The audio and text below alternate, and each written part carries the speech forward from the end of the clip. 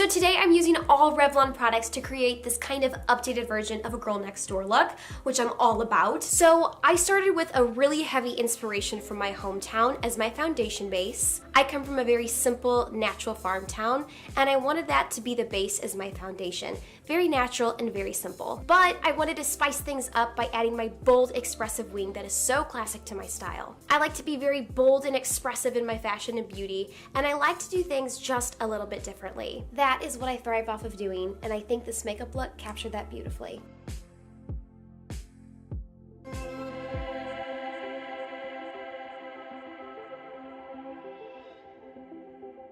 And this is how I live boldly.